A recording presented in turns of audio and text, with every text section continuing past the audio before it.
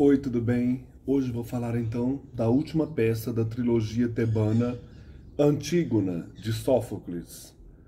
Estamos acompanhando então nesse volume 1 da Azahar, tradução, notas, apresentação do Mário da Gama Cury, uma edição muito rica, com essas notas que ajudam muito o leitor a adentrar estas peças do século V a.C. Esta edição, essa reimpressão é de 2018. Terceira peça da trilogia. A primeira é Édipo Rei, a segunda é Édipo em Colono e a terceira peça, Antígona. Entre o Édipo Rei e Antígona, a escrita da peça, a composição, nós temos um período de 35 anos. Então, por isso que nós falamos que não é uma tetralogia ou uma trilogia. Uma trilogia tem que ser lida ou assistida uma depois da outra. É interessante por causa do tema, mas a distância entre Édipo Rei e Antígona, 35 anos. Distância de composição. Então, você pode ler uma separadamente da outra e você entende a história tranquilamente. Na peça, na segunda, Édipo em Colono, nós acompanhamos o fim de Édipo, enquanto ele estava lá em Atenas, protegido pelo rei Teseu. Ele vai para o mundo dos mortos. E a Antígona, que estava lá com ele, ela volta para Tebas. Porque em Tebas os irmãos Eteócles e Polinices estavam se matando pelo trono. Então, um confronto terrível lá em Tebas. E o Creonte, que era tio dos dois rapazes, irmão de Jocasta, ele também estava tentando organizar ali a situação. Então, nós temos esse entreveiro. A Antígona, ela volta para Tebas porque os irmãos ali estão brigando muito. A peça Antígona, ela foi representada em Atenas, a primeira vez em 441 a.C. Vamos lá. Após a morte de Édipo em Colono, Antígona retornou com Ismene a Tebas. Ismene, irmã de Antígona, onde seus irmãos Eteócles e Polinices disputavam a sucessão do pai no trono da cidade. Os dois haviam chegado a um acordo segundo o qual se revezariam por períodos de 1 ano, a começar por Eteócles. Então eles fizeram esse pacto de cada um reinar por 1 ano. Então começou com Eteócles o reinado, porque eles nenhum conseguia vencer o outro, né? Ocorrido, porém, 1 ano, o Eteócles não quis ceder o lugar a Polinices, que se retirou, dominado pelo rancor, para a cidade de Argos, rival de Tebas. Então nós temos aqui o Eteócles não combinando, né, não realizando o combinado no pacto. E o Polinices, irado, vai para a cidade dos irmãos lá, Agamenon, né, e Menelau. Menelau e Micenas, Agamenon em Argos. Argos era rival de Tebas. Lá, após casar-se com a filha do rei Adrasto, ele pleiteou e obteve apoio deste a sua ideia de obrigar Eteócles, pela força das armas, a entregar-lhe o trono de conformidade com o pactuado. Então o Adrasto vai se unir ali com o seu genro para forçar, através das armas, o Eteócles a entregar o trono por 1 ano a Polinices. Esse foi o combinado. Aí nós vamos ter uma outra história, que é a história dos 7 contra Tebas.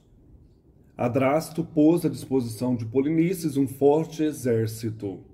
O Eteócles, lá em Tebas, conhecendo os preparativos do irmão, aprontou a cidade para enfrentar os inimigos e incumbiu 7 chefes tebanos de defender as 7 portas da cidade, em oposição aos 7 chefes argivos, reservando para si mesmo o encargo de enfrentar Polinices.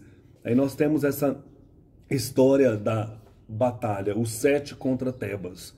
Então são 7 pessoas, 7 chefes lá de Tebas, guardando as 7 portas, e 7 chefes argivos, aí do lado de Polinices e Adrasto, para se combaterem. Então o Eteócles quis ele mesmo enfrentar o irmão. Lembra que o Édipo falou que eles matariam entre si, né? Se matariam. Após renhida luta, os 7 chefes tebanos e os outros tantos 7 chefes argivos entremataram-se. Então nós temos essa batalha que o Ésquilo vai então retratar numa outra peça. Eteócles e Polinices tombaram mortos, um pela mão do outro. Então nós temos uma outra tragédia, né? A tragédia aí de Eteócles e Polinices, filhos de Édipo, se matando nessa batalha terrível em Tebas. Creonte, irmão de Jocasta e tio de Antígona, ele assumiu então o poder, e seu primeiro ato após subir ao trono foi proibir o sepultamento de Polinices. O Creonte, na verdade, ele estava do lado sempre do Eteócles, né? E ao assumir o trono ali, ele proibiu honras fúnebres a Polinices, sob pena de morte para quem o tentasse, enquanto ordenava funerais de herói para Eteócles, morto em defesa da cidade de Tebas, morto pelo irmão que o atacava. Então a peça vai começar no dia seguinte, ao amanhecer, aquela noite em que os invasores argivos haviam sido finalmente derrotados. Então, imediatamente após a batalha, começa a peça. O Eteócles e Polinices estão mortos, Creonte é o chefe da cidade, é o novo rei, e ele proíbe qualquer honra funerária a Polinices, porque ele estava do lado de Eteócles. Não, Eteócles defendeu Tebas. E aí vem a Antígona lá de Atenas, que havia cuidado do pai, o pai foi para o reino dos mortos, ela vem para sepultar o irmão Polinices.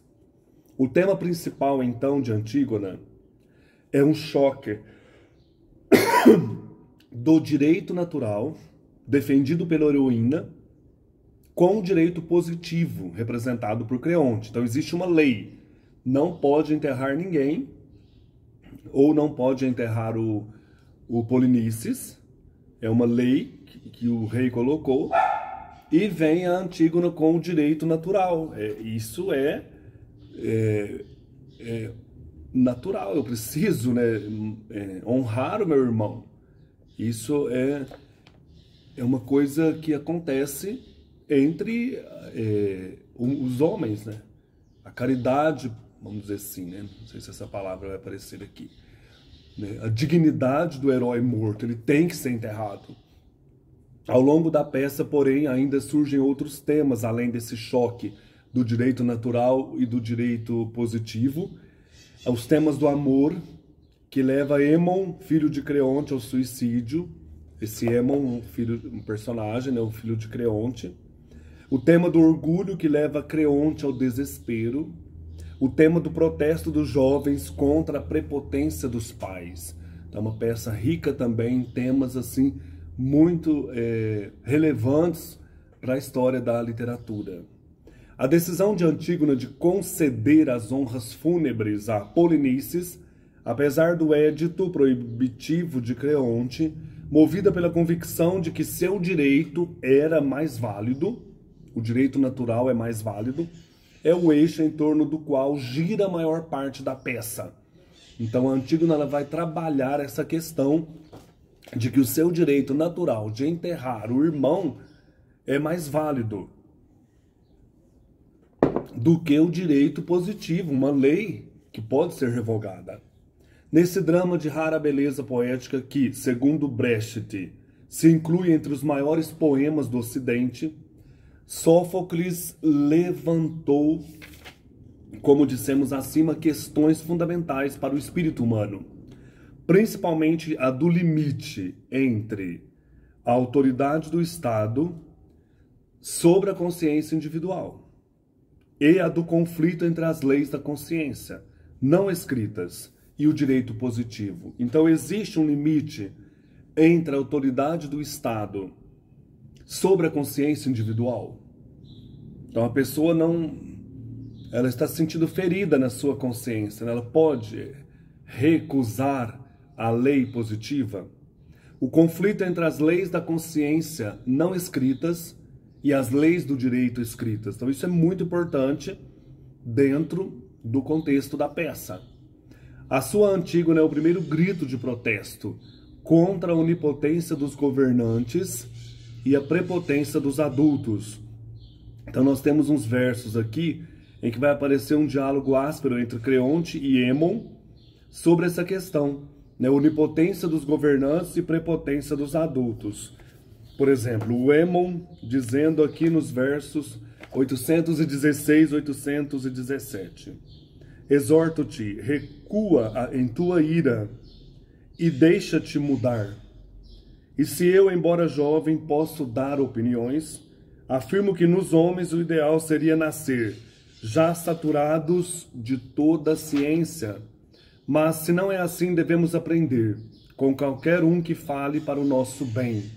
Devemos aprender com os homens, né, que nos ensinam, no caso aqui da ciência, saber deixar-se guiar pela sabedoria, né, pelo entendimento dos homens. Versos 828 e 829.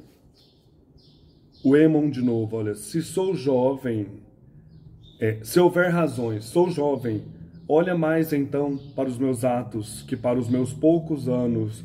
Dessa questão, a prepotência aí dos adultos, né? Ele falando para Creonte, para o próprio pai. Olha mais para os meus atos do que para a minha idade. Então, um tema que vai acontecer também aí, nessa prepotência dos adultos sobre os jovens. Nesta prepotência sobre os adultos, Creonte encarna o dever de obediência às leis do Estado, e a heroína simboliza o dever de dar ouvidos à própria consciência. Então nós temos aqui a Antígona, né? Bem no começo já, bem na primeira fala da peça, já falando desta importância de dar ouvidos àquele direito natural. Vou ler o início da peça. É um diálogo entre ela, Antígona, e Ismene, lá em Tebas ainda, né? Eu tenho que ir dar a sepultura ao meu irmão. Antígona: minha querida Ismene, irmã do mesmo sangue, conheces um só mal entre os herdados de Édipo que Zeus não jogue sobre nós enquanto vivas? Não há de fato dor alguma ou maldição, afronta ou humilhação que eu não esteja vendo no rol das tuas desventuras e das minhas. Já tens conhecimento do decreto novo que o rei, segundo dizem, promulgou agora e mandou publicar pela cidade inteira? Já te falaram dele ou tu não vês ainda os males que ameaçam os amigos nossos, premeditados pelos nossos inimigos? Então ela já vem na primeira fala falando do decreto aí de Creonte. A Ismene: sobre os amigos não ouvi notícia alguma. Antígona: fosse agradável, fosse triste, desde que nos levaram nossos dois irmãos, mortos no mesmo dia, um pela mão do outro. Já desapareceram os soldados de Argos durante a noite recém-finda, e mais não sei, nem mesmo se sou mais feliz ou infeliz. Antígona: eu já previa e te chamei aqui por isso. Apenas tu irás ouvir-me e mais ninguém. Ismene: que há? Estás inquieta com as más notícias? Antígona: pois não ditou Creonte que se desse honra da sepultura a um de nossos dois irmãos, enquanto a nega ao outro? Dizem que mandou proporcionar justos funerais a Eteócles, com a intenção de assegurar-lhe no além-túmulo a reverência da legião dos mortos. Dizem também que proclamou a todos os tebanos a interdição de sepultarem ou sequer chorarem o desventurado Polinices. Sem uma lágrima, o cadáver insepulto irá deliciar as aves carniceiras que hão de banquetear-se no feliz achado. Esse é o decreto imposto pelo bom Creonte. A mim e a ti, melhor dizendo, a mim somente. Vê-lo-ás aparecer dentro de pouco tempo, a fim de alardear o édito claramente a quem ainda o desconhece. ele não dá pouca importância ao caso. Impõe aos transgressores a pena de apedrejamento até a morte perante o povo todo. Agora sabes disso, e muito breve irás tu mesma demonstrar se és bem-nascida ou filha indigna de pais nobres. Lembrando, na peça segunda, Édipo em Colono, que o próprio Polinices havia pedido para Antígona que, se ele fosse morto lá em Tebas, ela daria sepultura a ele. É uma chave de ligação entre as duas peças que achei genial aí a maneira como Sófocles faz isso. Ele coloca Polinices passando ali por Tebas, tentando levar o pai de volta, né? Porque quem tivesse aí a presença do Édipo na cidade seria abençoado, né? De alguém que sofreu o fado dos deuses, os infortúnios, poderia abençoar a cidade. Então, Polinices tenta levar Édipo para Tebas. Não consegue e ele pede, então, a Antígona que lhe dê sepultura um dia. Então, fazendo a ligação com o último tema da peça. Então, essas falas aqui da Antígona, já no primeiro ato, primeiro momento da peça, já demonstram esse embate entre a sua consciência individual, entre as leis inscritas na sua mente e a lei decretada e o direito positivo decretado por Creonte. Esta obra de Sófocles é o único exemplo em que o tema central de um drama grego é o problema prático de conduta, envolvendo aspectos morais e políticos, que poderiam ser discutidos com fundamentos e interesses idênticos, em qualquer época e país. Então ela é bem atual, a gente pode trazer para qualquer época essa questão aí da Antígona, né? Seria interessante agora, né, no nosso tempo, representá-la. Então será que ela vai conseguir sair impune dessa peça? É muito interessante. Eu já assisti uma representação de Antígona, mas eu não tinha toda essa bagagem, né, para entender. Já assisti também uma representação, gostei muito do Édipo Rei, consegui entender algumas coisas, então ficou marcado em mim essas duas peças de Sófocles. Agora aqui nós temos uns comentários, né, que o próprio Mário da Gama Cury coloca para falar deste embate entre a consciência moral, né, e os interesses aí da polis, né, no caso, o direito positivo. Um estudioso chamado R.C. Jebb, ele tem uma obra chamada Antígona, em que ele discute a peça. Na introdução dessa obra comentada, né, ele comenta Antígona, ele coloca o tema central da peça em termos precisos, que resumem o seu conflito marcante. Então, é uma edição de Antígona comentada por esse estudioso, R.C. Jebb. Da mesma forma que Creonte ultrapassou o limite devido quando em seu édito infringiu a lei divina, Antígona também ultrapassou ao desafiar o édito. Então é interessante, né? O Creonte, ele desafia as leis divinas. O morto tem que ter sepultura digna, tem que ter os ritos. Mas a Antígona também infringe e desafia o édito de Creonte. O drama seria, então, o conflito entre duas pessoas, cada uma das quais defende um princípio intrinsecamente sadio, mas o defende erradamente, e ambas, portanto, devem ser castigadas. Então nós temos esse conflito intenso, né? As duas personagens passando por esse castigo, uma por infligir a lei divina e a outra por infligir a lei natural, a lei positiva, né? No caso aí, a Antígona infligindo a lei de Creonte. Depois esse estudioso chamado Jebb vai citar o Hegel, filósofo, né? Do ponto de vista da justiça eterna, J maiúsculo e E maiúsculo, ambas estavam erradas, porque agiam unilateralmente, mas ao mesmo tempo ambas estavam certas. Então nós temos esse paradoxo. O Hegel, filósofo, depois tem uma outra citação dele aqui, ele vai, na sua estética, ele vai dizer isso, né? Ambas as personagens estavam certas e ambas erradas. O mesmo Jebb, o mesmo autor em seus ensaios sintetiza o problema de maneira ainda mais feliz. Então tem uma outra obra em que ele comenta, né, sobre a Antígona. Mas a questão não é um simples conflito entre a lei do Estado e os deveres religiosos.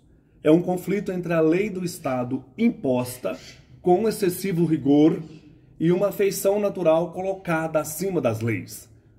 Creonte está certo na letra e errado no espírito. Antígona está certa no espírito e errada na lei. Olha que perspicácia. Então nós temos aqui, a lei do Estado, ela tem um excessivo rigor. Então o Creonte está certo na letra, mas errado no espírito. Está excessivo. E a afeição natural da Antígona foi colocada acima das leis. Então ela está certa no espírito e errada na letra.